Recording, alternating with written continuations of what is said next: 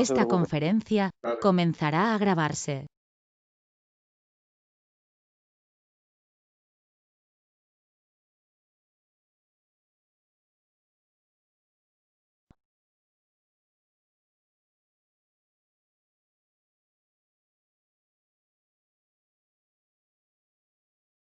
Ok, ¿lo ven? Perfecto, se te ve. Sí, se ve muy bien. Sí. Muy bien.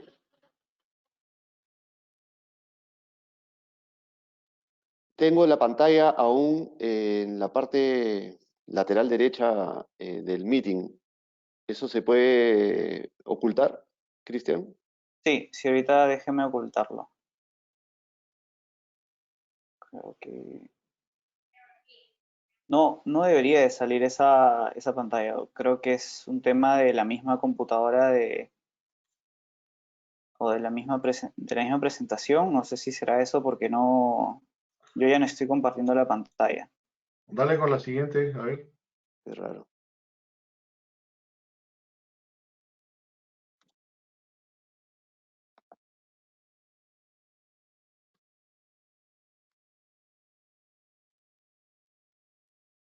Sí, ahí desaparece. Ya, ok. Pero tengo esta pantalla que no sé cómo deshacerme de ella. Pero tu A siguiente ver, un diapo ya segundito. está libre, ¿ah?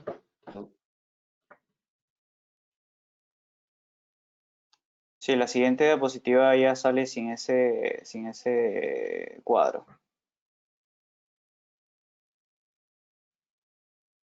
Bueno, ok. Listo. Tengo el cuadrito ahí, pero lo haré con el cuadrito encima de mi exposición, no hay problema. Yo lo veo, ustedes no lo ven, estamos bien entonces. Está bien. Bien, bien. Bueno, ante todo, gracias. Gracias, Cristian, por la invitación. Saludar al doctor Valladares, al doctor Torres y a los invitados extranjeros. Gracias por estar con nosotros y compartir un poco de lo que nos gusta hacer. Un poco limitados en estos días por lo que está sucediendo, pero bueno, el trabajo nunca para y por lo menos creo que muchos estamos todavía haciendo algo, no al mismo ritmo que enero y febrero, pero haciendo algo. Ah, me ha tocado hablar un poco sobre los trazos horizontales de las lesiones de menisco, ¿no? Básicamente cómo repararlos. Vamos a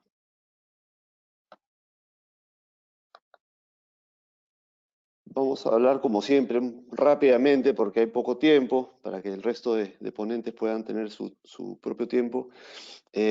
Sabemos que las lesiones meniscales son del 60 a 70 habitantes de cada 100.000. Sabemos que es de las lesiones traumatológicas que frecuentemente manejamos, ¿no?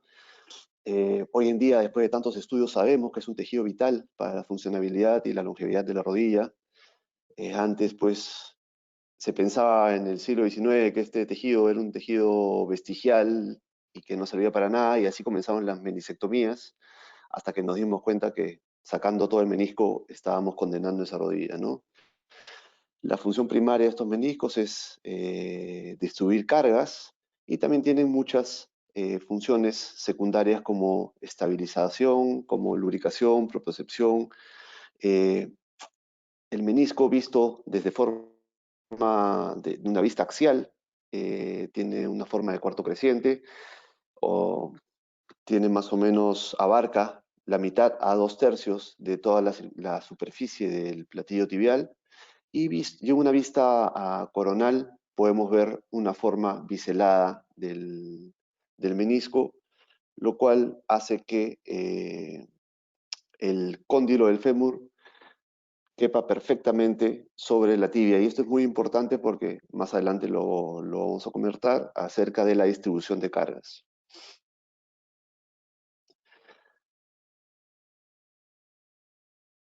Sabemos que es un fibrocartílago mayormente compuesto por colágeno, cuya cantidad varía dependiendo de las 3 capas de las que está compuesto. Es importante esto porque conocemos que Las capas más profundas son capas de fibras que corren horizontalmente y las capas más superficiales son fibras que corren radialmente. Y esto es muy importante cuando uno va a tomar la decisión de suturar, sobre todo, y para que una sutura, como decimos a veces, no se corra, ¿no? Saber por dónde ir, si hacer una sutura de trazo horizontal o hacer una sutura de trazo vertical o hacer lo que últimamente también estamos usando muchos suturas oblicuas. Bueno, la anatomía que todo el mundo ya conoce, nada nuevo por acá. Muy importante también hablar sobre la vascularidad. Sabemos que uno de los retos cuando tratamos de reparar un menisco es la vascularidad, ¿no? Es saber que en algunas zonas la probabilidad de que el menisco, si es que queremos suturarlo, a pesar de una buena sutura, si no tenemos una buena vascularidad no va a pegar. Entonces se están utilizando muchas cosas para tratar de darle algo más de biología a esa reparación. Eh, y las suturas, perdón, los desgarros de trazo horizontal no son ajenos a esta vascularidad. Depende mucho también de por dónde queda el trazo y qué tanta profundidad tiene este trazo horizontal, ¿no? Hay trazos horizontales que solamente agarran zona blanca, la zona más de borde libre, pero hay trazos horizontales que van bien profundo. Va a depender mucho de eso también nuestro éxito. Lo que mencionaba antes, ¿no? La biomecánica acá es importantísimo, ¿no? Saber que los meniscos aumentan el área de contacto entre el cóndilo femoral y el platillo tibial. Sabemos que en extensión la carga que soporta el menisco es más o menos entre un 40 y un 60%, y que en flexión esta carga aumenta por el área de contacto. Esto hace también que, obviamente, al sacar nosotros menisco, el área de contacto del cóndilo femoral en relación con el platillo tibial, a haber menor menisco, va a disminuir también el área de contacto y va a aumentar el área de estrés, ¿no? Incluso se dice que puede aumentar hasta un 200 a 300% dependiendo de la cantidad de menisco que que un cirujano ha resecado. Todo esto siempre es importante y sobre todo con el tema de las lesiones de trazo horizontal, porque sabemos que son lesiones donde hay mucho, se producen por el estrés axial y por efecto de cizallamiento. Obviamente, si sacamos o resecamos mucho menisco, ya hay muchos estudios que han determinado que el riesgo de osteoartrosis aumenta.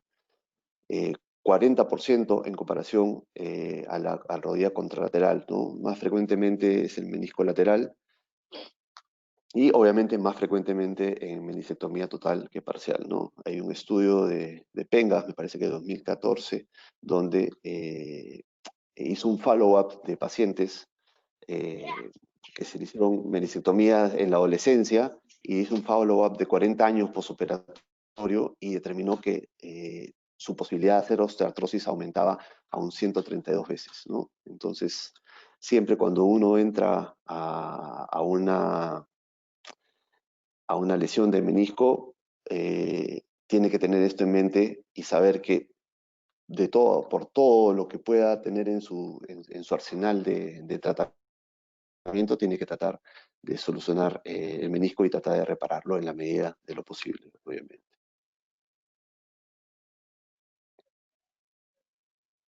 Bueno, esta clasificación de sacos me gusta mucho, es una clasificación muy completa, es una clasificación que tiene varios ítems y que me parece que es muy interesante para estudios comparativos, porque es muy descriptiva. Yo la solemos usar bastante. Y según esta descripción, nos vamos a abocar ahora a las lesiones, como decía yo, o desgarros de trazo horizontal, ¿no? Que sabemos ¿Qué cosas sabemos de los trazos horizontales? Sabemos que mayormente son lesiones crónicas, mayormente son lesiones degenerativas, sucede más en adultos mayores de 40 años que en jóvenes, sucede más en mujeres que en hombres, los trazos horizontales, más frecuentemente también en el menisco medial y el cuerno posterior que en el menisco lateral, y se sabe que es, o por lo menos hay estudios que determinan que suelen ser por efectos de cizallamiento repetitivos que hacen que se separen se separa en dos hojas el menisco, por eso también llamado hoja de libro, desgarro en hoja de libro, y estas hojas vayan generando una ruptura más profunda conforme el tiempo y los microtraumas repetitivos van avanzando.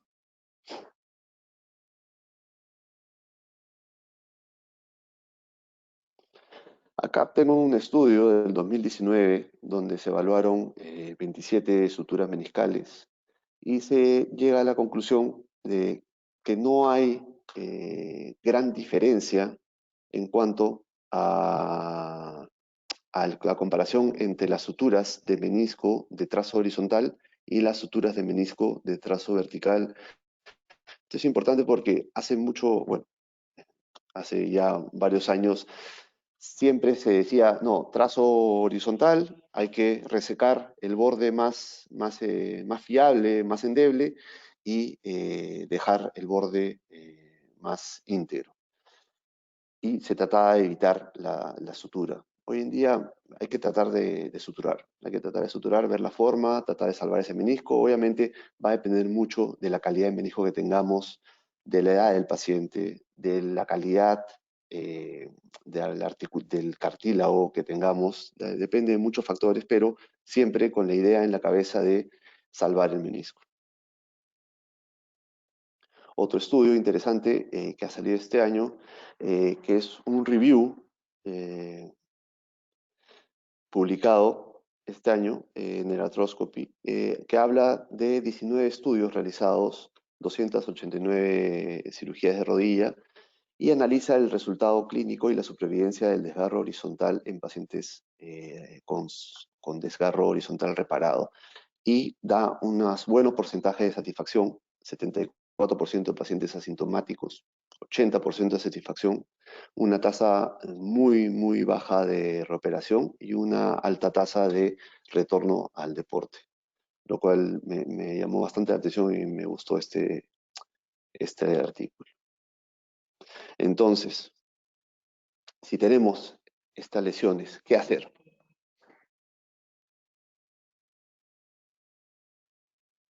Básicamente lo más importante acá de todo, lo que voy a mencionar, es básicamente hacer una buena sutura, ¿no?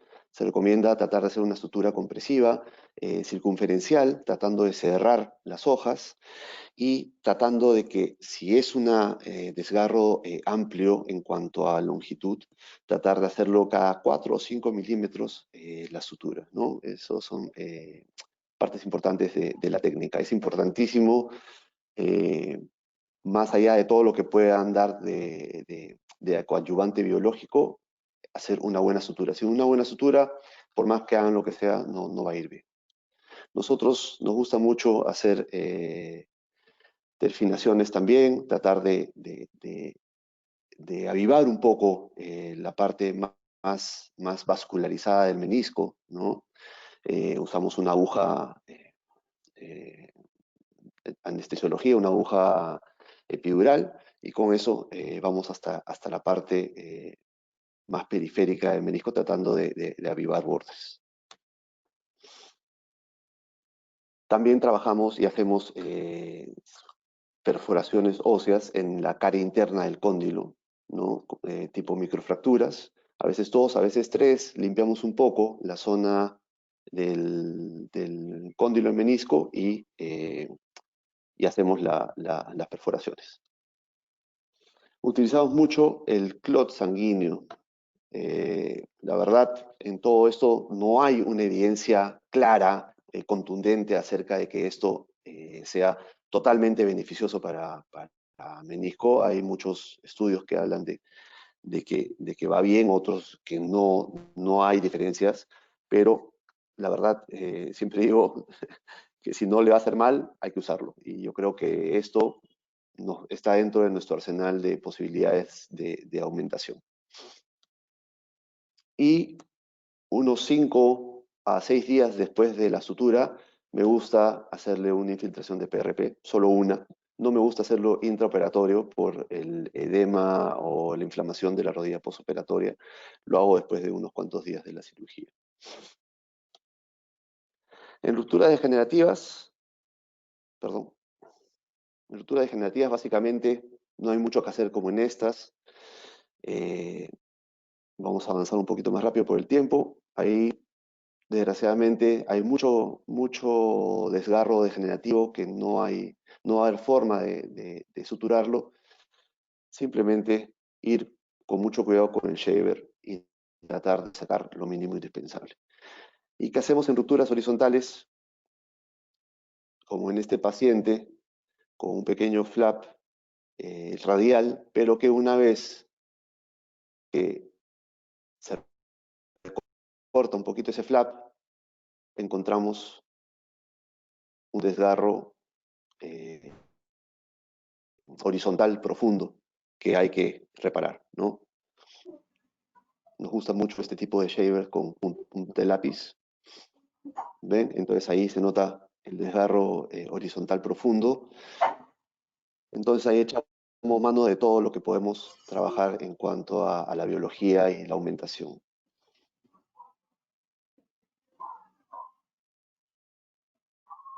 Voy a avanzar rápido. Ahí hacemos la terminación con la aguja. Y luego también vamos a proceder a insertar el coágulo de sangre que ya hemos sacado. Ahí estamos colocando el coágulo de sangre. Lo vamos tratando de meter como si fuera un sándwich por dentro.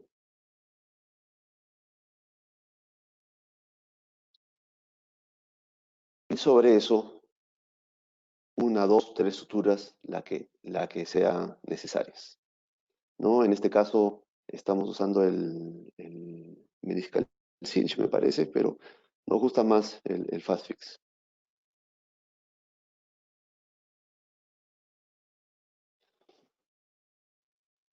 Y al finalizar, hacemos las perforaciones sobre el cóndilo del mismo lado, ¿no? En la cara interna. Tratando de hacer sangrar un poco y tratar de que ese sangrado pueda ayudarnos a la cicatrización.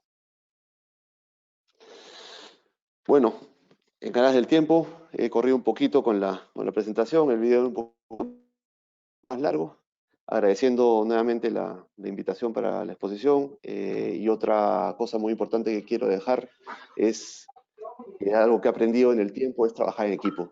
Creo que trabajar en equipo es importantísimo, saber tener compañeros de trabajo que saben y piensan igual que uno y están siempre para colaborar en cualquier situación de complicación de cualquier cirugía. Muchas gracias. Perfecto, doctor, muchísimas gracias por su presentación. Damos pase a continuación al doctor Christian Sanfeld. El doctor nos acompaña desde Guatemala, es cirujano ortopedista de Guatemala, es médico cirujano egresado de la Universidad Francisco Marroquín de Guatemala, tiene una maestría en ortopedia y traumatología en la Universidad San Carlos de Guatemala, fellow de cirugía avanzada en cirugía de rodilla en la Fundación Santa Fe de Bogotá, y es delegado de investigación autónoma de Guatemala. Él nos va a hablar acerca de las reparaciones artroscópicas en ruptura de venasa de balde del menisco medial, tips y trucos. Doctor Sanfeld, le voy a dar pase para que empiece su presentación. Siempre recordándole, por favor, a todos los asistentes que silencien su audio y que pongan también su video en pausa para que los doctores no tengan ningún inconveniente. Perfecto, muchas gracias.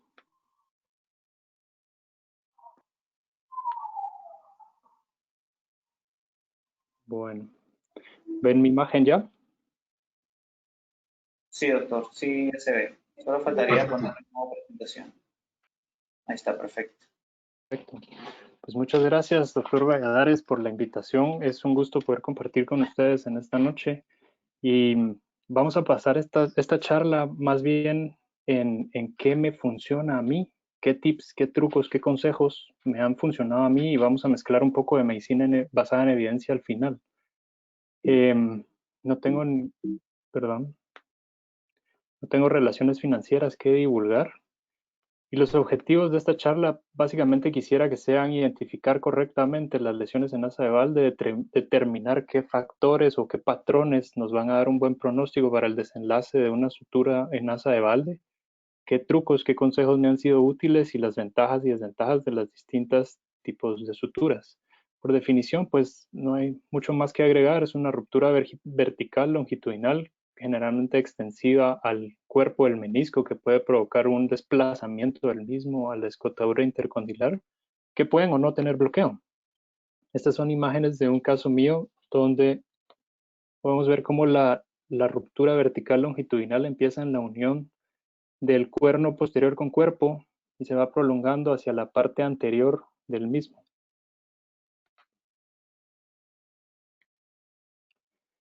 Esta es una publicación del 2006 que nos resalta la importancia de la resonancia magnética como una ayuda diagnóstica para las lesiones de asa de Valde y nos describe los signos patognomónicos desde hace mucho tiempo descritos para las lesiones en asa de Valde. Vemos en la imagen superior izquierda el fragmento alojado en la escotadura intercondilar. Vemos en la imagen central el borramiento del corbatín periférico del menisco. Estas dos son las más prevalentes, más o menos en un 88% de los casos podemos ver esta imagen. El signo clásico que todos hemos aprendido del doble cruzado posterior no es tan prevalente, más o menos en un 40% de los casos lo vemos. El signo del doble cuerno anterior, donde vemos el fragmento luxado por encima del cuerno anterior del menisco externo en esta imagen, perdón, y la desproporción del cuerno posterior del menisco también son signos que se han descrito como patognomónicos de una ruptura en asa de Valde. Son lesiones de baja prevalencia realmente, a excepción de los casos que están acompañados de lesiones del ligamento cruzado anterior, sobre todo de inestabilidad crónica. Y las claves que creo yo que debemos tener en mente antes de intentar una sutura meniscal es siempre saber el estado del cartílago de esa rodilla, ser muy cuidadosos en el examen físico porque algunos de estos pacientes no están luxados y al hacer una maniobra compresiva de rotación podemos luxarlos y generar más daño al menisco y dolor al paciente. Entonces tenemos que tener una alta sospecha en la historia clínica del paciente para este tipo de lesiones. Muy importante determinar las anormalidades en la alineación del plano coronal de varo-valgo, sobre todo en el caso del menisco medial que vamos a hablar, y las características propias de la lesión. Hay una publicación, bueno, perdón, esto es tal vez retomando un poco lo que se discutió en la charla previa sobre las zonas roja-roja, roja-blanca, blanca-blanca. Vemos acá verde, donde estamos zona roja-roja, generalmente el desenlace es bueno de una sutura. Amarilla, donde tenemos la zona roja-blanca, generalmente es bueno, menor que en este, y la blanca-blanca, donde ya realmente es un área gris esta. Esta es una publicación muy interesante que nos habla de los patrones de rotación de las lesiones en asa de Valde del menisco y su relación con qué tan fácil es reducir las mismas. Y están descritos tres patrones. El primero, donde vemos que el borde libre articular tiene la tendencia a ir hacia cefálico. Segundo, donde tiene la tendencia de ir hacia caudal. Y el tercero, que es el que más tememos, donde ha habido un giro de 180 grados y el borde libre periférico está viendo hacia el borde periférico extraarticular del menisco. Obviamente este tipo de lesiones o este tipo de patrón rotacional es el más complicado de reducir. Ahora, ¿qué trucos y qué consejos me han servido a mí y quisiera que les sirvan a ustedes y sean útiles para su práctica? El posicionamiento. Esto es muy dependiente de cada cirujano. Yo trabajo todos mis casos con un dispositivo similar a este, haciendo las veces o la función de un tope en la cara lateral del muslo, posicionado más o menos 3 a 6 pulgadas por arriba del borde proximal de la rótula. Utilizo también un soporte para el pie que nos permita tener la rodilla flexionada en 70-90 grados sin que el ayudante esté utilizando sus manos para hacer esta figura. Y asegurarnos que el tope posicionado en la cara lateral del muslo nos permita hacer una maniobra gentil de valgo sin que el ayudante o nosotros mismos nos vayamos a cansar. Vean la posición de la rodilla. Normalmente trabajamos en 20 a 30 grados de flexión para acceder de manera más precisa al compartimiento medial. ¿Qué pasa cuando tenemos un espacio medial estrecho? Pues definitivamente tenemos que tener entre nuestro arsenal de técnicas opciones que nos permitan hacer la apertura del espacio medial. Es mi percepción y mi decisión de utilizar esta técnica descrita en el 2013. Es un abordaje transportal inside out para hacer una liberación progresiva tipo pie crust del colateral medial profundo. Y esto es lo que vemos desde la vista artroscópica. Vemos el menisco acá con su unión menisco-sinovial y lo que utilizamos generalmente es una aguja espinal número 18 o un angiocat número 18 y hacemos perforaciones secuenciales en todo el borde menisco-sinovial, en toda la unión menisco-sinovial con una fuerza progresiva de valgo. La imagen superior izquierda es antes de hacer el pie crust, la imagen inferior izquierda es después y vean el espacio sumamente amplio que nos permite acceder de manera sencilla sin lesionar el cartílago articular tanto del fémur como de la tibia, con un rasurador articular de 4.0 o 4.2 con adecuada maniobrabilidad. La identificación y la extensión de la lesión es sumamente importante. Este es un video artroscópico del primer caso que les mostré, las 3 imágenes de la ruptura en asa de Valde. Y vemos como acá estamos viendo el borde central del cuerpo del menisco. Y vemos que hay un poco de hipertrofia sinovial en la periferia del mismo y no logramos identificar hasta dónde está la lesión.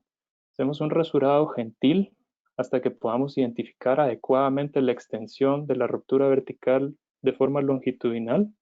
Generalmente no uso torniquete porque prefiero ver esto, que es el sangrado del borde periférico. Eso nos da una buena perspectiva sobre el proceso inflamatorio que va a tener esa área y la posibilidad de que esto nos dé un desenlace mejor en la adherencia o en la adhesión del menisco a esa sutura. Existen factores que afectan el desenlace de la reparación en una ruptura en asa de Valde y uno de ellos es el número necesario de suturas. Se ha evidenciado que mientras más suturas necesitemos para mantener un menisco estable, pues de igual manera va a aumentar la tasa de fallo, no porque estemos utilizando más suturas, sino porque generalmente son lesiones más complicadas, más complejas, que requieren un mayor número de suturas para ser estables.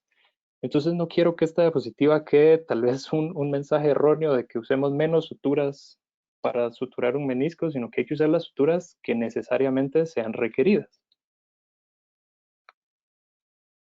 Si tenemos que hacer un abordaje en la técnica inside out, es importante tener en cuenta los reparos anatómicos. Jorge Cala y el doctor Robert LaPrade son posiblemente los pioneros y las personas que más investigan sobre las estructuras anatómicas periarticulares y nos recuerdan un poco los reparos anatómicos, el tubérculo de los aductores, la parte posterior de los platillos tibiales, y nuestro abordaje debe ser un abordaje oblicuo, 1/3 por arriba de la línea articular, 2/3 por debajo de la línea articular, teniendo cuidado de no hacerlo muy posterior, 5 a 8 milímetros posterior al tubérculo de los aductores, discurre la rama sartorial del nervio safeno, y es importante identificarla y protegerla.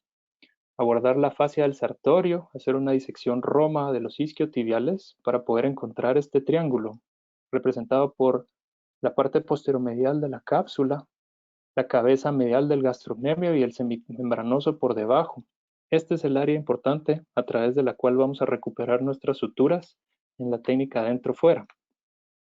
Esta es una disección cadavérica y vean la cercanía de las estructuras nerviosas cuando nosotros estamos trabajando la parte medial de la rodilla. Las ramas infrapatelares del nervio safeno, la rama sartorial del sartorio y nosotros trabajamos más o menos en este espacio. Entonces es importante, muy importante, hacer la identificación de este nervio y no lesionarlo, sobre todo a la hora de atar las suturas que han servido para fijar nuestro menisco. El uso adecuado de separadores. En muchos lugares no tenemos el separador adecuado, entonces siempre tener a la mano esto, que cualquiera de nosotros lo tenemos en la cocina de nuestra casa, una cuchara sopera común y llana, estéril, y es genial a la hora que ustedes pasan las agujas flexibles, la aguja topa acá, rebota, sale y es súper sencillo recuperarlas con ella. En cuanto al tipo de suturas, mi preferencia generalmente es utilizar una sutura automática a la parte posterior y hacer suturas verticales dentro-fuera para el fragmento o el área del cuerpo, con un espaciamiento más o menos de 3 a 5 milímetros entre cada sutura, de manera vertical. Este es un caso que les quería compartir. Es un paciente de escasos recursos que no tenía, pues obviamente, los recursos económicos para tener un sistema dentro-fuera o una sutura automática. La casa comercial distribuidora de implantes nos donó una sutura all inside tipo Sequent de 2 disparos con el que hicimos una sutura de la parte posterior del cuerno posterior del menisco interno. Y a continuación hicimos 2 suturas fuera adentro utilizando un fiberwire reesterilizado que teníamos de un ancla que no se utilizó, una sutura en la parte central anterior del cuerpo del menisco y una sutura en la parte central posterior del cuerpo del menisco, pasadas de la misma manera, fuera adentro. Un adecuado resultado. En cuanto al uso de las suturas all inside o fuera adentro, tenemos que tener cuidado a veces con esto, con la eversión del borde libre articular. Probablemente sería una de las cosas que no me gusta a la hora de utilizar suturas todo dentro. Sin embargo, los estudios, que no hay muchos, reportan que esto no es un factor importante en los desenlaces reportados por el paciente. Las suturas dentro-fuera siguen siendo consideradas el gold standard para las lesiones en asa de Walde porque es sumamente sencillo maniobrar en un espacio cerrado y utilizar múltiples suturas. También el agujero que se genera en el menisco es mucho menor a la sutura all inside. Las suturas todo dentro, los desenlaces, digamos que son mixtos al momento, sin embargo parecieran ser prometedores, pendiente de tener más estudios para confirmarlo. Y quisiera compartirles 3 publicaciones que me han parecido interesantes. Esta es una comparación de suturas todo dentro y dentro fuera para rupturas aisladas de menisco, publicada en el 2016, donde únicamente se reportó un fallo clínico en sutura all inside de 10 versus inside out de 11%. Un fallo anatómico de 13 versus 16%, ninguno de los dos estadísticamente significativa la diferencia. Este es un análisis de propensidad de qué tanto tiempo libres de reruptura pasan los pacientes luego de hacer la comparación all inside versus inside out. Y vemos en una curva de Kaplan-Meier cómo generalmente en el eje de las X vemos el tiempo de seguimiento, que fue más o menos 5 años. En el eje de las Y vemos la sobrevida libre de reruptura. Y vemos cómo se comparan bastante similar las dos técnicas. Y finalmente esta publicación que habla un poco sobre las áreas de contacto y las fuerzas de contacto que se generan en la superficie articular luego de hacer una sutura all inside o inside out. Este es un estudio cadavérico in vitro y es muy interesante ver cómo el área de contacto luego de hacer este tipo de suturas. En el eje de las X vemos los ángulos de flexión de la rodilla a la que fueron evaluados y en el área de las Y vemos el área de contacto. En verde la sutura inside out, en negro la sutura all inside y vemos cómo no hay diferencia en el área de contacto entre los dos tipos de sutura en ningún ángulo de flexión de la rodilla. En esta diapositiva de histograma ustedes ven básicamente lo mismo, pero acá nos habla de la fuerza de contacto media, donde vemos que básicamente se comporta igual, sin ninguna diferencia entre los dos tipos de sutura. Y finalmente la fuerza de contacto pico, donde nuevamente vemos lo mismo. No hay diferencia entre los dos tipos de sutura. Entonces, ¿qué quisiera que nos lleváramos de esta charla? Pues como cualquier cosa que parece trillada en la ortopedia, una adecuada identificación del tipo de la lesión y los factores tanto intrínsecos del paciente como de la lesión que pueden tener una influencia en nuestro resultado. Montaje cómodo del paciente para mí es lo principal, tanto para el paciente como para uno como cirujano. tener en cuenta las técnicas de apertura medial, ya sea esta que les mencioné o si ustedes quieren hacer un pie crust de afuera hacia adentro. Es igual, a mí no me gusta hacerlo porque me da un poco de miedo las infecciones por hacer punciones de afuera hacia adentro. Si van a hacer un abordaje posteromedial, deben ser muy cuidadosos con la identificación de las estructuras nerviosas. ¿Cuántas suturas? Las que sean necesarias para estabilizar el menisco. Y en cuanto a la última viñeta, dentro, fuera o todo dentro, con la evidencia que tenemos ahora, yo creería que es básicamente preferencia del cirujano, con el dispositivo que más cómodo se sienta y con el que logre tener una reparación suficientemente estable. Nuevamente les agradezco mucho por su invitación y ojalá nos puedan visitar en algún momento cuando termine toda esta pandemia. Muchas gracias. Muchas gracias, doctor Sanfel, por su presentación. Muy interesante sobre todo las imágenes que nos ha presentado. Damos pase al doctor Henry Pastor. El doctor nos acompaña desde Perú, cirujano ortopedista del Hospital Almenara, es parte de la unidad de reemplazo articular del Hospital Almenara de Perú. Nos va a participar con el tema de ruptura compleja de menisco en pacientes deportistas, sobre todo adultos mayores. La pregunta que siempre a veces nos hacemos es si siempre se debe reparar. Doctor, le doy pase para que pueda iniciar su charla. Gracias, Cristian. Permíteme compartir, por favor. Y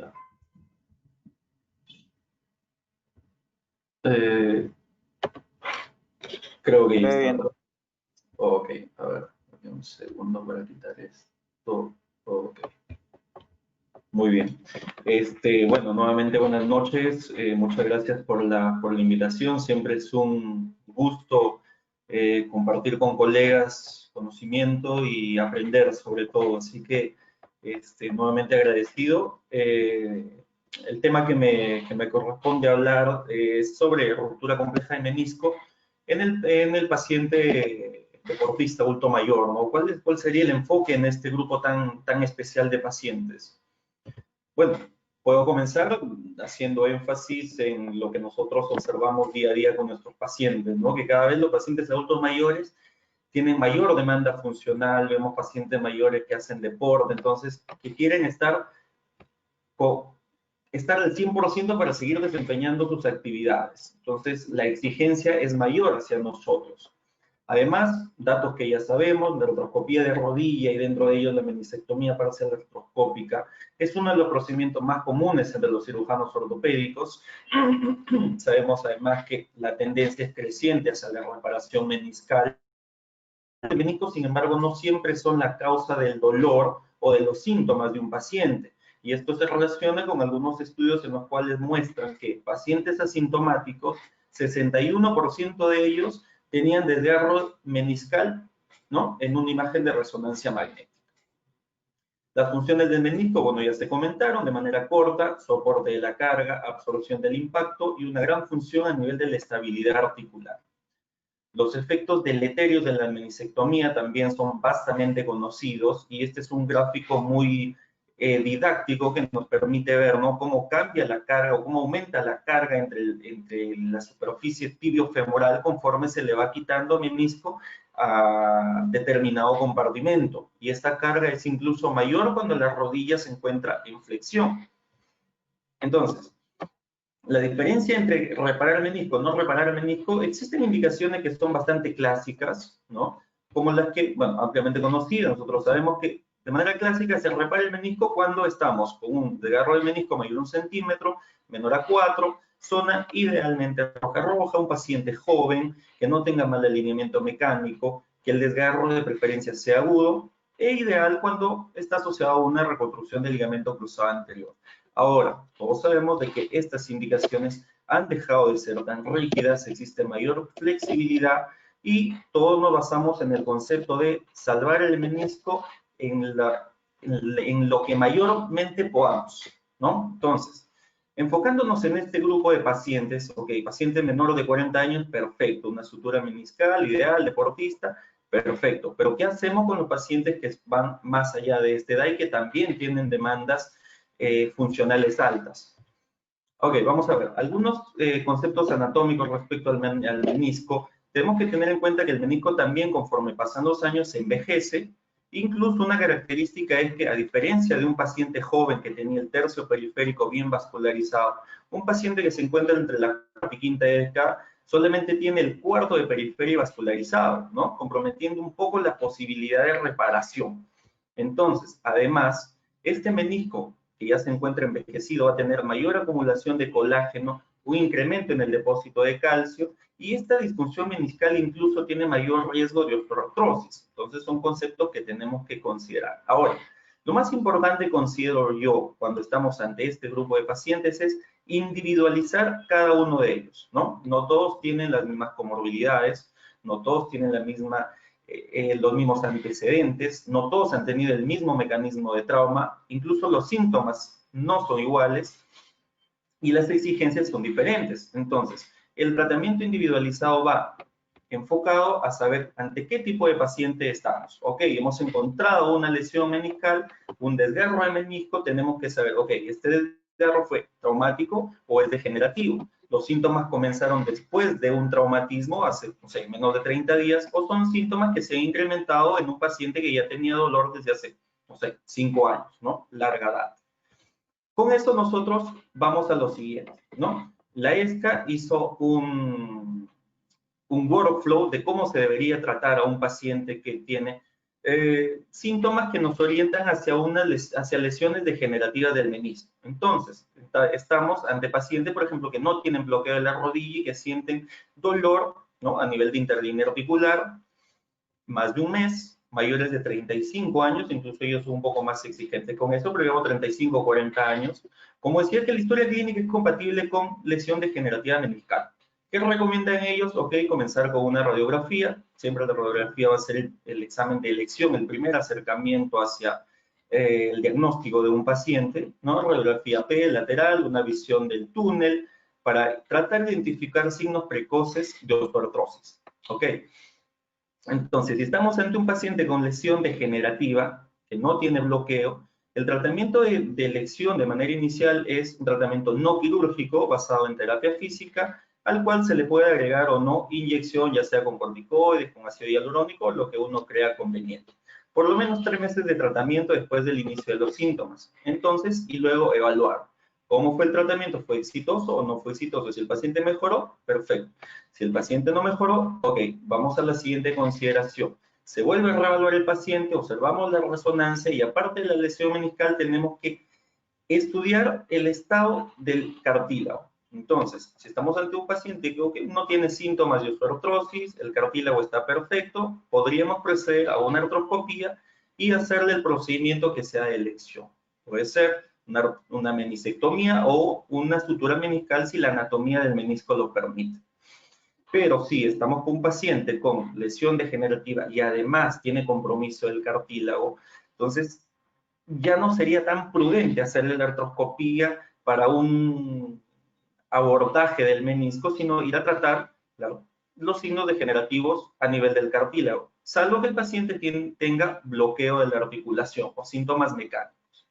Entonces, en resumen, podríamos decir que hacia artroscopía irían los pacientes que tengan, nuevamente, bloqueo mecánico, síntomas agudos, antecedente de traumatismo previo reciente, artrosis incipiente, ¿no? Con un estado de cartílago bueno, que tengan demanda funcional, demanda física, no olvidar evaluar los ejes y el rango articular y siempre tener en cuenta la expectativa del paciente.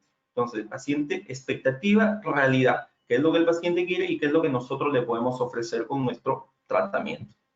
Ahora, entonces, según lo que he comentado, encontraríamos un escenario clínico sobre este grupo de pacientes. ¿Ok? Pacientes mayores de 35 o 40 años, lesión meniscal degenerativa, y si además tienen mal alineamiento, ya sea en vago o en valgo, y signos precoces de osteoartrosis, tenemos que tener en cuenta que la lesión degenerativa está íntimamente asociada a daño del cartílago correspondiente a un alto número de casos.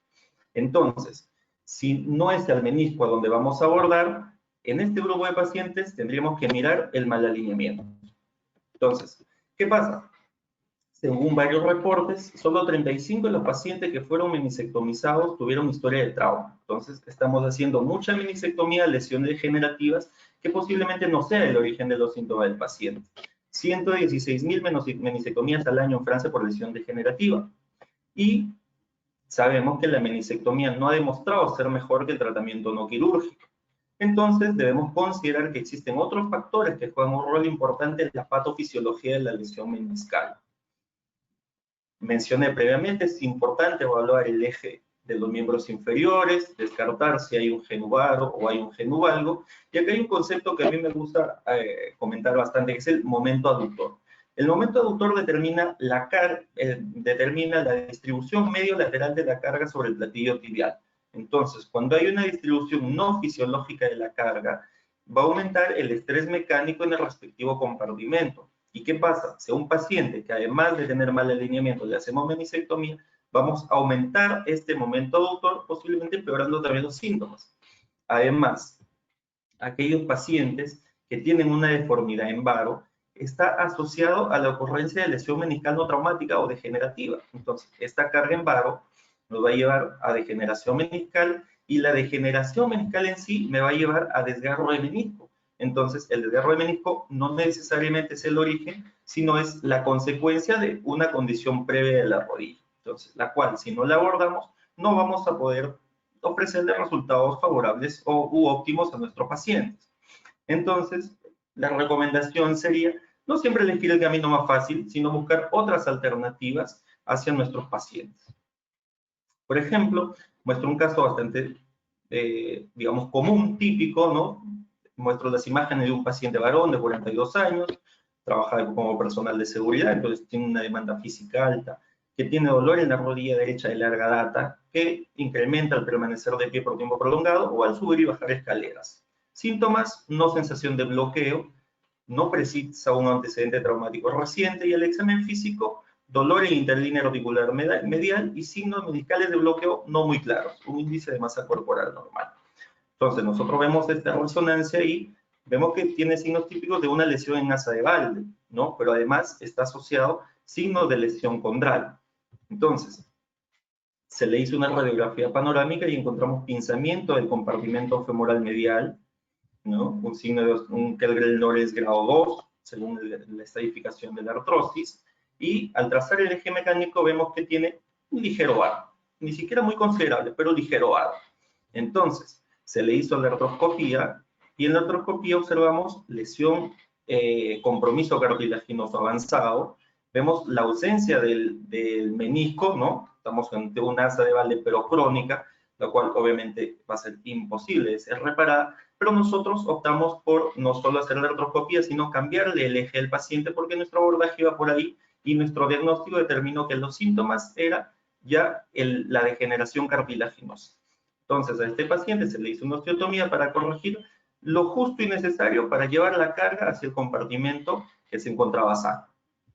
Entonces, a manera de conclusiones, tengo que decir que se debe seleccionar cuidadosamente los pacientes que podrían verse beneficiados de uno u otro tipo de tratamiento, ya sea terapia física, ya sea inyección, ya sea artroscopía u osteotomía.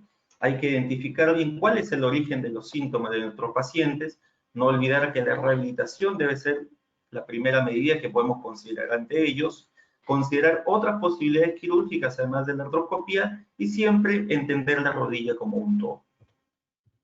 Muchas gracias. Muchas gracias, doctor Pastor, por la ponencia. Creo que es una ponencia importante porque la mayoría de pacientes viene con este tipo de patologías y sobre todo estábamos conversando previo a la charla que los pacientes de adultos mayores ahora vienen con menos artrosis. Un ratito que se ha pausado un poco. Aquí está. Bueno, continuamos entonces con el siguiente ponente. El doctor Gerardo Zelaya nos acompaña desde Chile, médico traumatólogo ortopedista, jefe de cirugía de rodilla del Hospital Clínico de la Florida de Santiago de Chile. Es parte del equipo de rodilla de la Clínica Red Salud de Santiago. Es Fellowship Knee del Australian Institute of Musculoskeletal Research. Doctor Zelaya, le voy a dar pase para que empiece su charla acerca de rupturas complejas del menisco en lesiones del ligamento cruzado, cómo y cuándo reparar. Muchas gracias.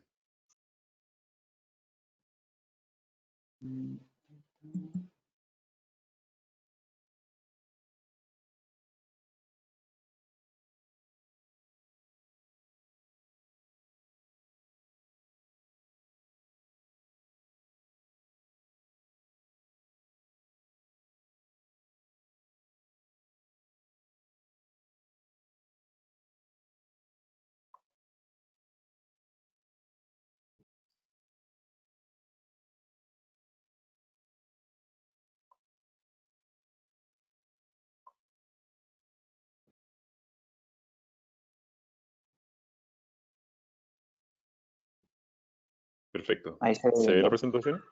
Perfecto, se ve. Gerardo. Gracias. Bueno, gracias por la invitación. Mi nombre es Gerardo Zelaya.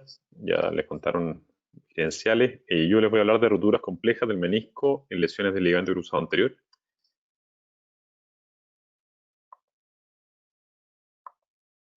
No tengo conflicto de interés en la charla.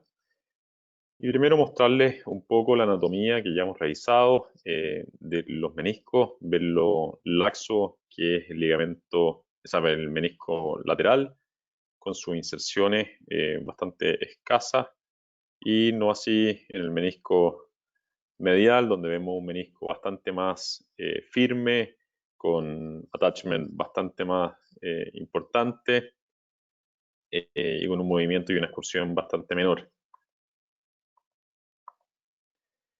Los meniscos juegan un rol muy importante en la estabilidad y en la carga. Vemos que, lo voy a comentar después, pero el menisco medial juega un rol importante de cuña estabilizadora en la traslación anteroposterior de la tibia con respecto al fémur.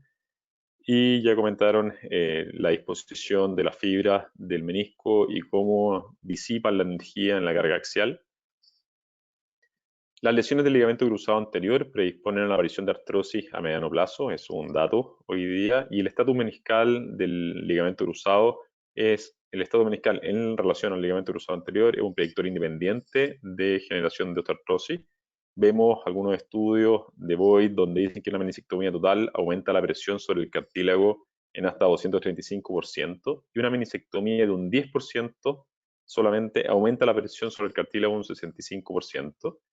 En estos gráficos vemos cómo aumenta la progresión de la artrosis y del porcentaje de artroplastía que se realizan cuando retardamos la resolución de la rotura del ligamento cruzado anterior o lo damos de forma ortopédica. Vemos que en el contexto del ligamento cruzado, las lesiones meniscales están presentes hasta un 54%, sobre todo las lesiones laterales en agudo. Y si posponemos la cirugía a más de 12 meses, se ve que las lesiones del menisco medial presentan un odds rate de 3,5%, de 3,5, a diferencia del menisco lateral, donde el odds rate es de 1,49. Puyol en ISACO del 2016, en relación a hacemos algo en las lesiones estables o no, encontró que el tratamiento ortopédico, no quirúrgico, de las lesiones pequeñas y grandes laterales estaban alrededor de entre un 0 a 1,5 en las pequeñas y un 0 a un 7% en las grandes, promoviendo a dejar tranquilas un poco las lesiones laterales estables, y no así en las mediales, donde el fallo del tratamiento es mayor a un 15%. Resalta mucho la importancia de la sutura en las lesiones mediales. Melton en el 2011 nos mostraba que suturas meniscales en lesiones de cruzado anterior tienen un IKS 14 puntos mejor que una meniscectomía, y en ese estudio él suturaba las lesiones de asa de Valde y lesiones periféricas. Sarraj el año pasado nos muestra cómo el reparar un menisco versus una meniscectomía tiene un Lachman negativo en la reparación de un 92% versus un 60% en la meniscectomía, lo mismo en el CAT-1000. Y cuando vemos la lateralidad, vemos la importancia del menisco medial en la estabilidad de la rodilla. Canon Inhibitor ya el 92 nos mostraba que cuando nosotros suturamos un menisco en el contexto de una reconstrucción del ligamento cruzado versus una sutura aislada, tenía muchísimo mejor cicatrización. Y eso Hutchinson en el 2014 lo demostró con factores de crecimiento y células pluripotenciales liberadas cuando hacemos el drilling de los túneles. Entonces, cuando hablamos de lesiones complejas meniscales en el contexto del ligamento cruzado anterior, esta es la lista que nos aparece: roturas de AC Valde, roturas radiales extensas, roturas degenerativas, horizontal cleavage en pacientes atletas jóvenes, rump lesions y lesiones en las raíces meniscales, y en honor al tiempo vamos a revisar solamente estas dos. Las rump lesions fueron descritas ya en el 82 por Strobel. Se refería a lesiones periféricas en la zona menisco-capsular medial y representan y están presentes hasta en un 17% de las rupturas del ligamento cruzado anterior, y lamentablemente son frecuentemente no reconocidas. ¿Cuáles son los factores de riesgo? Son obviamente las lesiones del ligamento cruzado, pacientes de más de 30 años, de deporte de contacto. Y la PRAD nos habla que es imposible reconstituir un pivot si no nos hacemos cargo de este tipo de lesiones. ¿Por qué es difícil diagnosticarla? Primero, porque hay que buscarla. Durante muchos años no sabíamos de este tema o no le tomamos el peso suficiente, y hoy día sabemos que en cada artroscopía hay que ir a buscarla. Están en un blind spot, por lo tanto no es tan fácil como otro tipo de rotura, y a su vez la sensibilidad en la resonancia es solamente un 77%, empeorada con la situación de que cuando tomamos la resonancia la rodilla se extiende y esta rotura se reduce. Esta es la clasificación que Taunat propone, pero en términos simples es una lesión que o compromete la hoja superior, la hoja inferior, o de forma completa o de forma doble. Las últimas dos son inestables y el resto pretenden ser más estables. Y si pretendemos reparar una rump lesion, tenemos que seguir sí o sí el current concept de meniscal repair de Aaron Creech del 2017, donde nos habla del ABC de la reparación, donde tenemos que tener una reducción anatómica, una preparación biológica de los bordes y por sobre todo una compresión circunferencial de la lesión.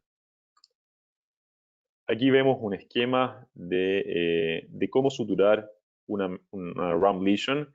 Hay múltiples devices en el mercado, pero lo importante es poner a través de un portal posteromedial y con una visualización excelente, suturas en el eje de forma vertical y, como siempre hemos dicho, la mayor cantidad de suturas para que la cosa quede lo más reducida posible.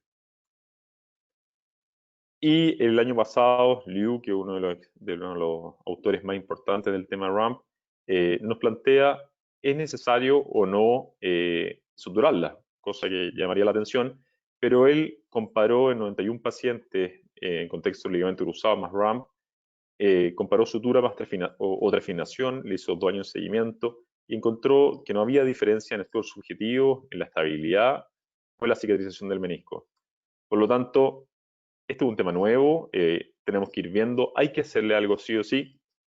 Quizás en algunas lesiones menores la trefinación puede ser un excelente tratamiento. Pues todavía yo creo que los estudios son más sólidos hacia el lado de la sutura, pero estamos en desarrollo. Otro tema interesante son las raíces meniscales, que son esenciales en el funcionamiento biomecánico de los meniscos. Las lesiones de las raíces generan una destrucción meniscal con aumento del estrés de carga sobre el platillo, con una osteoartrosis progresiva acelerada. Y como Aller nos dice, esto equivale a una meniscectomía total.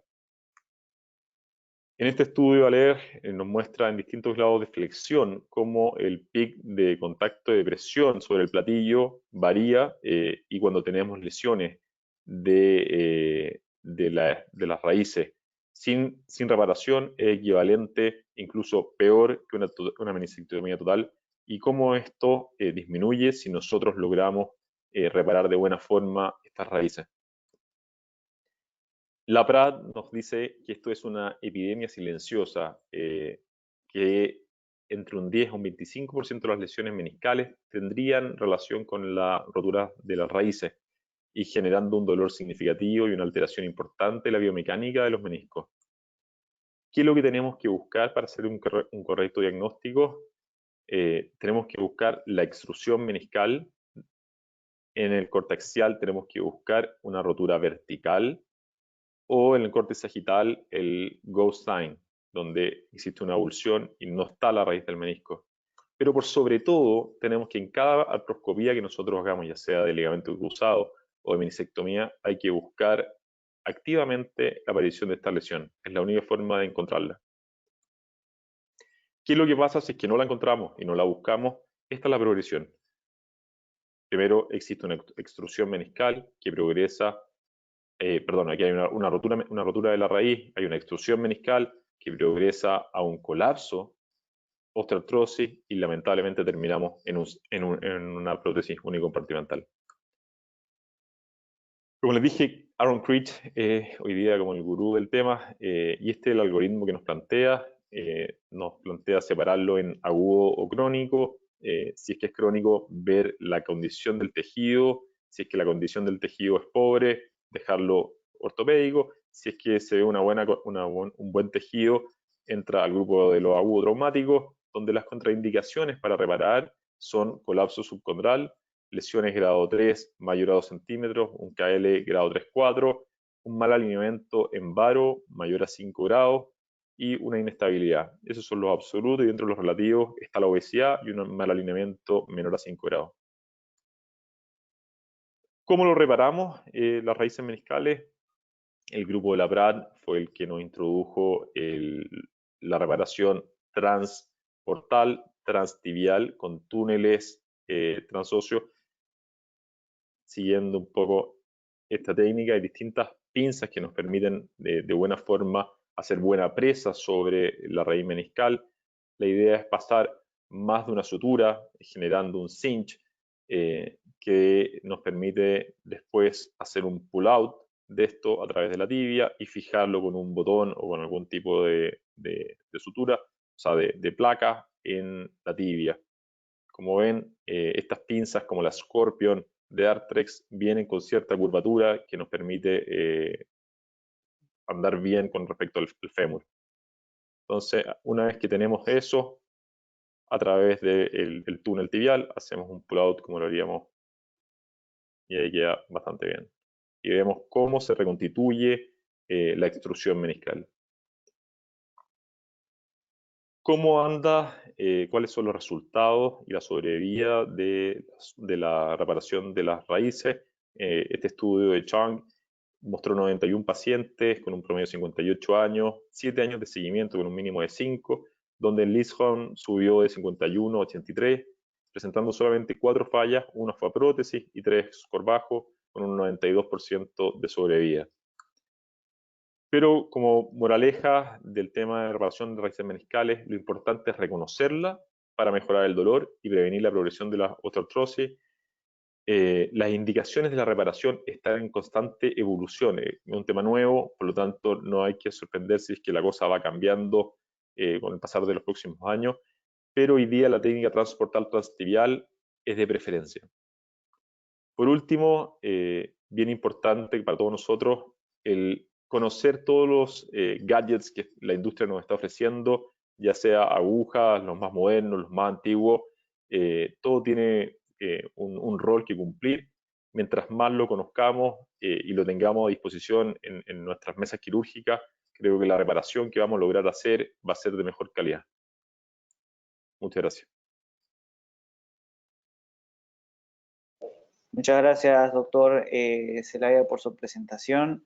Muchísimas gracias a todos los participantes y a todas las ponencias que nos han dado. Yo creo que podríamos ya ir pasando a la ronda de preguntas. Primero con el doctor Torres, que nos va a dar su apreciación acerca de la charla. Doctor Torres. Gracias, Cristian, por la invitación, y también felicitar a los 4 expositores. Muy buenas sus presentaciones. El menisco sigue siendo un caballito de batalla dentro de la parte artroscópica para nosotros los que hacemos artroscopía con mucha frecuencia. Solo recordar que tanto la ruptura del ligamento cruzado anterior como la ruptura del menisco son los que van a originar la artrosis prematura, razón por la cual hoy por hoy se trata de salvar al menisco, se trata de encontrar las mejores reparaciones meniscales, a pesar que hoy por hoy también sabemos que el porcentaje de falla al reparar un menisco puede alcanzar hasta un 20 o 25%. De igual manera, siempre es mejor reparar que hacer meniscectomía. Lo otro que es importante es lo que acaba de comentar el último expositor, ¿no? Es las lesiones RAM, ¿no? Que está muy de moda actualmente. Recordar que estas lesiones RAM están muy asociadas a las lesiones del ligamento cruzado anterior, ¿no? Y siempre hay que tratar de buscarlas cuando uno ve una lesión del ligamento cruzado anterior. De igual manera, las lesiones de la raíz meniscal hay que siempre tratar de repararlas porque una inestabilidad va a llevar a una lesión cartilaginosa y por ende una artrosis. Entonces, como ustedes ven, el menisco sigue siendo nuestro caballito de batalla y siempre va a haber discusión para estas cosas. Lo mismo, lo que comentaba Henry Pastor, el eje es importantísimo, ¿no? No solamente es importante el eje, sobre todo el varo y la obesidad, que juegan en contra cuando están asociados a rupturas meniscales y todo eso lleva a la artrosis prematura. Entonces, quiero hacer la primera pregunta a los 4 expositores. Ustedes dentro de su práctica tienen la posibilidad de hacer reparaciones all inside o las reparaciones dentro-fuera. ¿Cuáles son las condiciones en que cada uno de ustedes utiliza este tipo de técnica o la reparación de afuera adentro? Empezaríamos con el primer expositor, Rodrigo. Gracias por la pregunta, Doc. Mire, la verdad, nosotros en la práctica actual, por temas más que todo económicos, tratamos de usar más las suturas dentro-fuera, ¿no? Acá, como sabrá, bueno, ahorita yo estoy básicamente en práctica privada y el costo de una sutura meniscal todo dentro es elevadísimo para el paciente. Y a veces los seguros son un poco complejos con este tema. Entonces, sí, usamos de ambas, más que todo, todo dentro, pero también tratamos sobre todo en rupturas de menisco tipo asa de balde, que son bastante amplias y necesitas muchas suturas, tratar de combinar, ¿no? Tratar de combinar todo dentro con dentro fuera. Y bueno, obviamente por temas de anatomía, cuando tenemos desgarros en el cuerno anterior, normalmente fuera adentro es nuestra forma más simple de hacerlo, ¿no? Correcto. Cristian. Gracias por la pregunta. Yo generalmente utilizo suturas all inside en el Instituto de Seguridad Social. Tenemos la ventaja de tener el recurso. Para las lesiones en la parte más posterior del cuerno, prefiero hacer suturas todo dentro porque me da un poco de susto el paso de las agujas tan posteriores. Para áreas, digamos, centrales del cuerpo o centroposteriores, utilizo suturas dentro-fuera, centro anteriores a cuerno anterior, fuera-dentro. Correcto. Henry. Sí, bueno, coincido con el doctor. Va a depender de la configuración del desgarro, definitivamente, ¿no? Entonces, es mucho más simple hacer una sutura todo dentro en lesiones de cuerno posterior, ¿no? Por cuerpo podríamos ir más con sutura dentro-fuera, dejando fuera dentro para aquellas lesiones de cuerno anterior, ¿no? Coincido también y depende mucho de la anatomía o de la morfología de la lesión del menisco, siempre con la premisa de tratar de salvar toda la mayor cantidad de tejido meniscal posible. Gerardo, ¿y las lesiones round a ti te es más fácil hacer la sutura de afuera adentro o la all inside? Nosotros las round lesion tratamos de usar un suturlazo de Arthrex, que hacemos un portal posteromedial, lo miramos desde atrás y con eso tratamos de suturarlo. Creo que el costo efectivo es más barato. Y con respecto a los meniscos, nosotros hoy día hacemos all inside para el cuerno posterior, tratando de irnos hasta la unión cuerpo-cuerno posterior, y el otro lo hacemos outside in. por un tema de costo. Correcto. Y en las lesiones radiales, Gerardo, ¿cómo va tu abordaje? ¿Hacen ustedes igual all inside o hacen el dentro fuera? Hoy día, mira, yo creo que la cosa está yendo hacia que tratemos de suturar las lesiones radiales. Hay algunos trabajos que yo nunca lo he hecho, pero anclan, hacen un túnel transtibial para fijarlo y después hacen suturas, ¿cómo se llama? Horizontales para poder hacer como una cama, por así decirlo, y cerrarla bien. Hay distintos, insisto, distintos dispositivos para poder hacer eso inside out más que otra cosa. ¿Algo diferente estás haciendo, Rodrigo? No. Estamos usando bastante para las radiales últimamente la Scorpion, Ya, tratando de unir lado a lado. ok. Rodrigo, perdón, Cristian, y cuando hacen ustedes las reparaciones radiales, ¿cuánto tiempo hacen que el paciente esté en reposo, terapia o rápidamente lo empiezan a apoyar en las reparaciones radiales? Gracias. En las reparaciones radiales, mi preferencia es hacer sutura dentro o fuera con patrones hashtag, digamos, 2 horizontales y 2 verticales, o el cross tag, 2 cruzadas y 2 verticales. Generalmente nosotros permitimos movilidad temprana de 0 a 90 al paciente sin apoyo durante más o menos 5 a 6 semanas. Correcto. Henry, ¿algo diferente haces en cuanto a las reparaciones radiales? Bueno, prefiero hacer las cruzadas, se me como un poco más, ¿no? Pero obviamente va a depender también del gap que quede, porque no siempre es posible, en aquellas que son un poco crónicas, hacer que coincidan los extremos, ¿no? Entonces, en ocasiones como esas, opto por la menisectomía y he visto una técnica interesante en la cual se puede fijar con unos pull-outs, ¿no? Los extremos, pero bueno, no he tenido la oportunidad de hacerlo. ¿Y en deportistas ustedes hacen las reparaciones meniscales o prefieren hacer las menisectomías? Esta vez empezamos con Gerardo. Yo creo que es una pregunta bien difícil, porque la presión depende de qué tan deportista, qué tan profesional, cuál es el apuro por volver a las pistas, pero yo creo que estamos tendiendo a tratar de suturarla.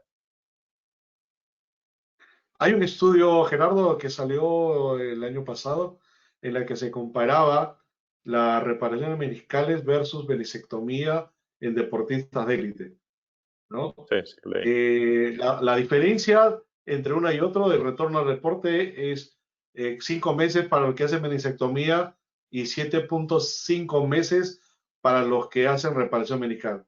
Sin embargo, a largo plazo siempre es mejor la reparación meniscal versus menisectomía Yes. por el avance de la artrosis prematura.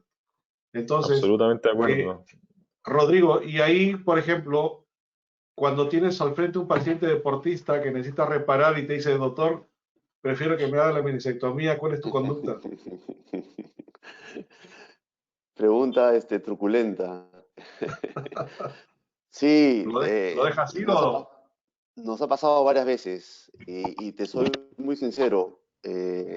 Yo hasta ahora, después de mucha discusión, con los pacientes que me han puesto esa disyuntiva, he logrado convencerlos de suturar. Hasta ahora, gracias a Dios, no sé si me toque en algún momento, pero gracias a Dios hasta ahora no he tenido por obligación de que el paciente me diga, no, quiero que me hagan la menisectomía porque quiero regresar rápido al deporte y ceder ante eso, ante la presión, no he tenido que hacerlo hasta ahora. No digo que no lo vaya a hacer nunca, pero no he tenido que hacerlo. Henry, tú que estás ahí con el deporte. Y bueno, mi experiencia contraria. La verdad que es bien difícil, sobre todo en los futbolistas, y además si están en plena temporada, convencerlos por hacerles una sutura meniscal. El paciente, al menos el futbolista, es complicado. La mayor cantidad de veces he tenido que ir por una menisectomía. Siempre, obviamente, consentido por el paciente. El paciente tiene que estar informado de los beneficios pro o contra de cada uno de los procedimientos. pero el deportista, el futbolista con los que he tenido la oportunidad de tratar, van por la meniscectomía. Cristian, ¿alguna opinión diferente? Pues gracias a Dios mi práctica no involucra a deportistas de élite, sino más bien el guerrero de fin de semana, entonces no tengo ningún problema en convencerlos en la sutura. Pero creo que esto es un asunto, como decía Henry, de que el paciente o el deportista tiene que estar plenamente enterado del desenlace a largo plazo al que se va a someter si opta por esta decisión. No tengo mucha experiencia en eso, como le digo, porque no tengo en mi práctica privada tanto paciente, digamos, deportista élite. Sobre todo considerando que los pacientes de élite, de deportistas de élite, a quienes se le hace la meniscectomía, ya está demostrado que hasta un 30% de ellos llevan una artrosis antes de los 50 años. O sea, entonces, yo creo que ahí hay que ir cambiando un poco la mentalidad. Es muy difícil un deportista convencerlo que tiene que estar bajo terapia post reparación de menisco. Entonces, Rodrigo, vas a tener que darnos el truco para lograr esas cosas. Conversar Sí, bastante bueno, nomás. cuando he tenido la oportunidad de hacer un No, second view por algún motivo a pacientes que han sido menisectomizados a los, no sé, entre los 20 y 25 años, y la segunda endoscopía que le hacemos, tienen por encima de los 30 años, la lesión del cartílago es barata. O sea, Sí, exacto. Ahora, una pregunta. Ustedes, cuando hacen la reparación meniscal, ¿cuánto tiempo después piden una resonancia para ver si ya cicatrizó o simplemente el tema es clínico? Esta vez, Cristian. Yo no pido resonancia a menos que tenga una sospecha clínica que la sutura ha fallado. Si el paciente está asintomático, lo considero como un éxito clínico y no solicito resonancia de control. Rodrigo, ¿tú? igual que Cristian. Yo solamente pido cuando hay alguna sospecha de que algo está fallando. Si no, no, o sea, si el paciente ha regresado a su deporte habitual sin ninguna restricción, doy por eh, una cirugía exitosa, ¿no? Ahora, considere que está demostrado ya que hay una falla, a pesar de que se puede hacer una buena reparación de menisco, hay una falla hasta un 25%. O sea, de Sí, cada 100 cirugías, 25 van a fallar. sí. Entonces, y eso les va a dar sintomatología. Gerardo, ¿tú qué opinas? ¿Algún Igual que paciente el resto, igual que que te el resto, la hace? verdad, porque que si el paciente persiste con dolor o tiene algo que te llame la atención, una resonancia, si no, yo creo que el resto es más de docencia que otra cosa. Y si el paciente está con dolor, la rodilla hinchada, dice, doctor, mire, el lugar donde usted me puso las suturas me duele cada vez que camino. ¿Qué hace? Ahí ¿Piden resonancia le simple pido o la resonancia, sí. artroresonancia? ¿Pero hacen artro o resonancia Artro, simple? Arthur. resonancia para ver cómo anda la línea. me gustaría preguntarle a Rodrigo su protocolo de rehabilitación en los pacientes a los que le hace la sutura meniscal se me olvidó el nombre, ¿no? De unir ambos flaps Ujú, hacia la cápsula. Entonces, ujú. si tiene alguna consideración especial en el protocolo de rehabilitación. Básicamente uso el mismo protocolo que con todas las suturas, ¿no? O sea, un poquito de descarga unos días antes esperando que haya una buena cicatrización y luego yo normalmente exagero un poco. También es por la idiosincrasia del paciente que yo hace ya unos buenos años estoy básicamente en práctica privada.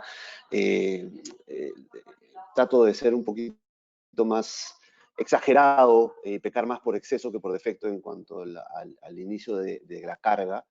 Pero la terapia física de movilización, después que saco los puntos inmediatamente ya estoy movilizando esa rodilla. Eh, eh, Normalmente el paciente al mes de operado ya está caminando, quién sabe, con ayuda de un bastoncito, pero ya está caminando. Perfecto. Independiente del tipo de Doctores, cirugía. damos pase al doctor. Perdón, David.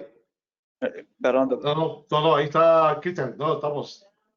Le seguimos, Sí, Cristian. sí, doc, disculpe Tranquilo. que le interrumpa. Quería darle pase también al doctor Valladares para que dé su apreciación y las preguntas hacia los panelistas. Perfecto. Estamos. Sí, Gracias. en primer término, mis saludos a los expositores nacionales e internacionales por la excelente participación, a la presencia del doctor David Torres y la invitación de Cristian.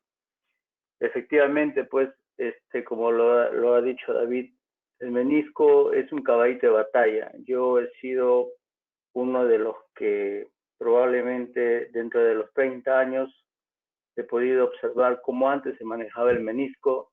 Entonces tenía que hacer una amputación prácticamente el menisco y gracias a la instrumentación, al equipamiento, lógicamente ha avanzado la tecnología y ahora todo se preserva, ¿no? Yo quería hacer una primera pregunta al doctor Rodrigo Rodríguez. Él nos ha hablado sobre el manejo de ruptura meniscal en el cuerno posterior en el desgarro horizontal. Y la pregunta es, ¿cuánto, de acuerdo al tamaño de la lesión, de profundidad, cómo él puede expresar el resultado que pueda tener? Por ejemplo, si es una lesión pequeña o es una lesión grande, ¿no? Si está en la zona blanca o está en la zona roja. Entonces, ¿cuál sería, digamos, el resultado que él puede apreciar? Buenas noches, Doc. Normalmente, cuando es una ruptura horizontal, muy rara vez me ha tocado no ver una horizontal que se va desde la zona blanca hasta la zona blanca-roja, incluso roja-roja, ¿no? Bien profundo, bien horizontal y del borde libre hacia la periferia. Pero igual, yo calculo que si me tocara ver una lesión solamente del borde libre, haría una pequeña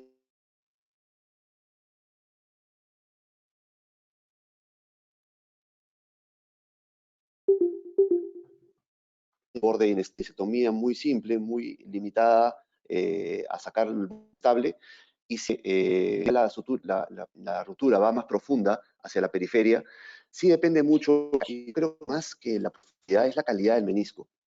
Como mencioné en la exposición, estas rupturas horizontales suelen ser degenerativas por microtraumas repetitivos en gente mayor de 40, 45 años. Entonces, casi siempre encontramos flaps uno un poco más degenerado que el otro. Entonces, más me parece a mí que si tengo que darle una probabilidad de éxito a la sutura, va a depender de la calidad del menisco que de la profundidad en sí. Gracias. Al doctor Cristian Sunders de Guatemala, quería hacerle una pregunta. Nos habló sobre reparación artroscópica de rupturas en asa de balde. Le quería preguntar, si hace una reparación de asa de balde y el paciente tiene un varo importante, ¿cómo hace el manejo?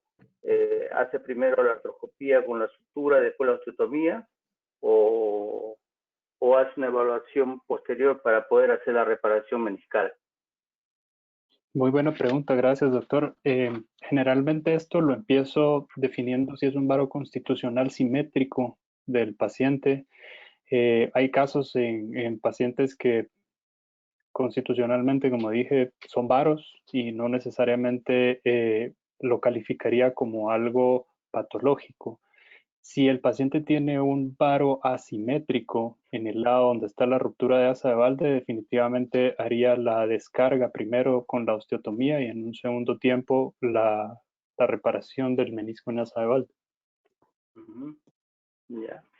Para el doctor Henry Pastor, que nos ha hablado sobre rupturas complejas de menisco en pacientes adultos mayores, ¿cómo hace usted o cómo enfrenta un tratamiento de una lesión meniscal en un paciente que presenta una condrocalcinosis, donde el menisco, digamos, está tomado también por la condrocalcinosis? Eso se ve mucho en pacientes adultos. Bueno, definitivamente, como mencioné en la presentación, un menisco envejecido va a tener mayor presencia de calcio, un colágeno más rígido, ¿no? Entonces, En estos pacientes, la sutura meniscal no es recomendable, ¿no? Si la estructura, la calidad del tejido no es favorable para ofrecerle al paciente una sutura meniscal, entonces hacerlo, la posibilidad de fallo es alta, ¿no? Entonces, en estos pacientes optaría más por hacerle una menisectomía o evaluar, como comenté, el estado del cartílago, ¿no? El estado del cartílago es importante. Si veo controcalcinosis, es, digamos, posible de que el estado del cartílago sea malo. Y en ese paciente no iría a tratar solo meniscos, sino también vería la posibilidad de ir donde el cartílago y, según las circunstancias, ver qué ofrecerle, ¿no? Quizá una osteotomía, o a lo mejor es un paciente que ya tiene una artrosis avanzada y nosotros no le hemos pedido radiografía, hemos ido de frente a una resonancia, entonces quizá ya no sería favorable una artroscopía y tratarle solo el menisco. Yeah. Al doctor Gerardo Zelaya, que nos habló sobre rupturas complejas del menisco y ligamento cruzado anterior, quería preguntarle, doctor, de acuerdo al tamaño de ruptura, ¿usted hasta cuándo considera que se podría hacer trefinación y cuándo hacer sutura? Mira, yo la verdad que creo que es un tema bastante en evolución. Yo no te podría dar un valor así neto, para serte bien sincero. Yo creo que efectivamente yo he visto una alta tasa de meniscos cicatrizados. Cuando estuvimos en Australia, que éramos harto ligamento cruzado, vimos mucho menisco cicatrizado sin ningún tipo de sutura, sobre todo de la parte roja. Por lo tanto, y dado el estudio de Liu, que muestra que en longitudes de 2 centímetros incluso tiene buenos resultados, sí, no me atrevo a casarme con una longitud, doctor. Muy bien. Cristian, ¿estás ahí? Sí, estamos acá conectados en la guardia. Te doy el pase, Cristian. Adelante. Sí, claro. Había una pregunta del auditorio que creo que lo estuvieron contestando los doctores acerca de, luego de una sutura de menisco en paciente joven, ¿cuál sería el manejo postoperatorio? No sé qué opinión tengan acerca de eso.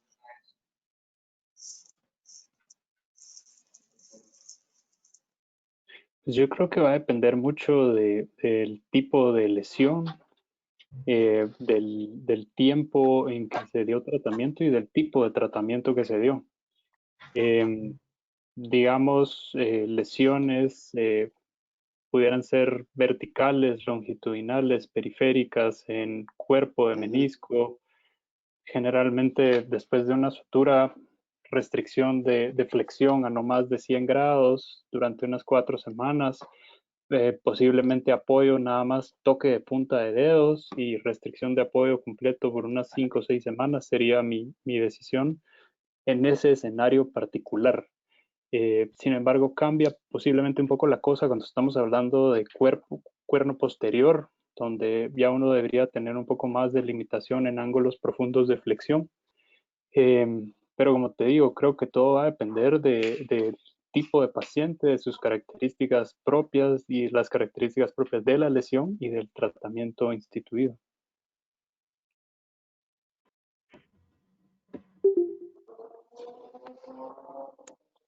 Doctor Pastor. Sí, efectivamente va a depender del tipo de lesión meniscal, del tipo de estructura meniscal que uno haya hecho, ¿no? Pero, por ejemplo, en un paciente en el que se le ha hecho una reparación por una lesión degenerativa de cuerno posterior, en la cual se unieron los flaps superior e inferior y esto se apiñó a la cápsula. Por ejemplo, en estos pacientes yo los bloqueo en extensión y permito que tengan un apoyo progresivo desde las primeras semanas.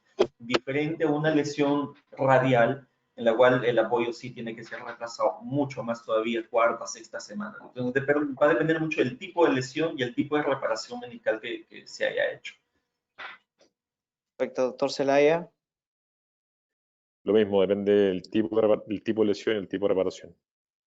Pero en general, mientras más posterior, más cerca a las 6 semanas de descarga, mientras más anterior, menos semanas y más movilidad. Doctor Rodríguez. Coincido igual con todos. Yo también a partir de la cuarta, quinta semana carga y dependiendo, definitivamente hay que cuidar un poco más hacia posterior cuando se hace la reparación. Y para finalizar la ronda de preguntas, hay una pregunta de la doctor Gutiérrez acerca de si la falla, o sea, ¿qué hacer cuando falla la sutura meniscal? ¿Cuál sería el siguiente paso?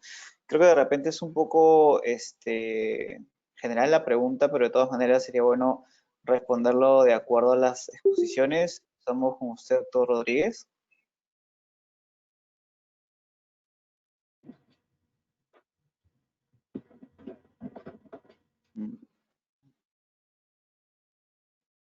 O con el doctor, empezamos con el doctor Pastor.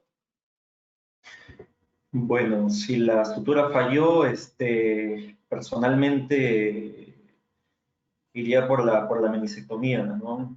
Habría que evaluar, o sea, qué fue lo que pasó, el punto no fue bien dado, no era el caso ideal quizá para una sutura meniscal. Es un paciente a lo mejor en el que nos podemos dar el lujo de hacer otra sutura. Bueno, yo nunca lo he hecho, no podría dar una opinión al respecto, pero de manera práctica iría por la menisectomía. Perfecto, doctor Sanfeld. Yo creo que es una pregunta, como bien dijiste, es difícil dar una respuesta concreta porque involucra muchos aspectos a tomar en cuenta.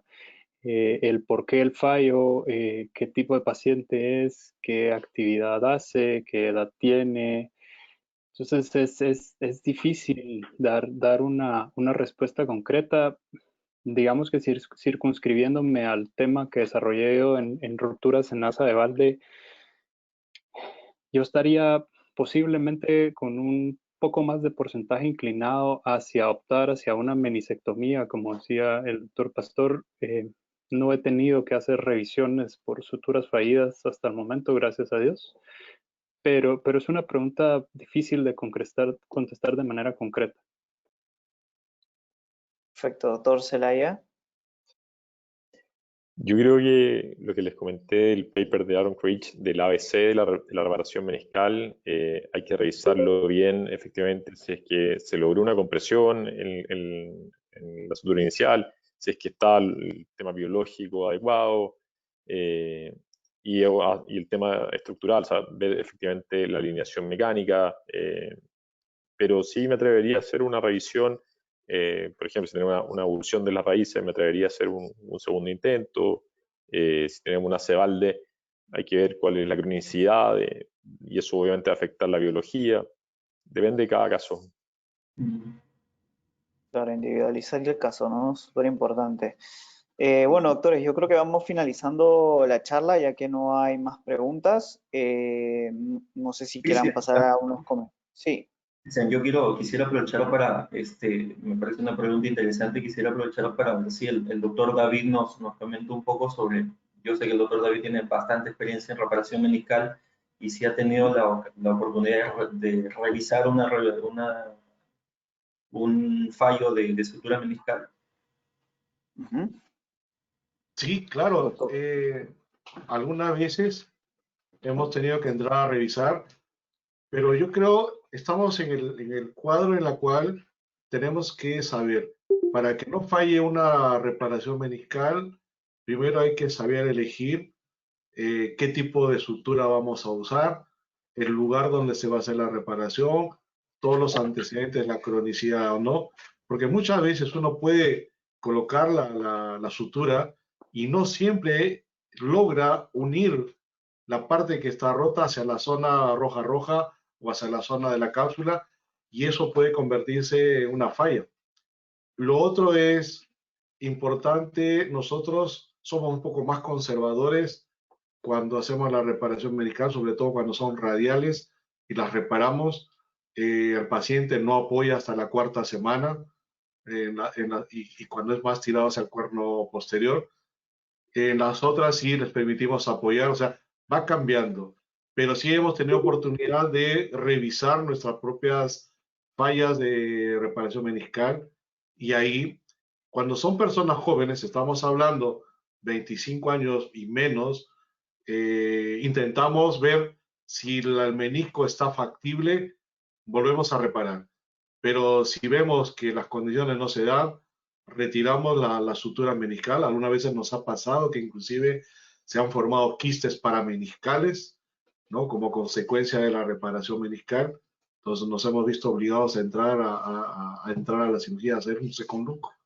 Y hemos tenido que sacar el PIC, ¿no? El que estaba ahí en la parte capsular.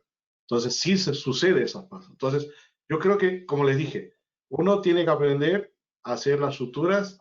Recuerden que hay un 25% de falla en este tipo de reparaciones. Sin embargo, yo creo lo mejor de esta situación es que si nosotros logramos reparar y cicatrizar ese menisco, lo que estamos haciendo es evitar que ese paciente vaya a una artrosis prematura. Perfecto, doctor Torres. Muchas gracias por la respuesta. Como les había mencionado, yo creo que por el tema de tiempo ya podemos ir finalizando la charla. No sé si quieran dar unas palabras finales para ir cerrando el webinar. Doctor Rodríguez, empezamos con usted. Nada, solo agradecer nuevamente, Cris.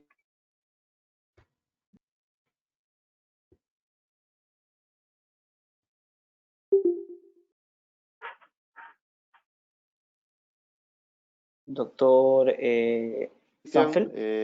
Gracias por la invitación, gracias por la presencia del doctor Valladares. Y nada, entrar a una cirugía de menisco con todas las opciones y con todo el arsenal de instrumentos que tenemos a la mano y siempre tratar de salvar el menisco. Perfecto, doctor, muchas gracias. Doctor Sanfel.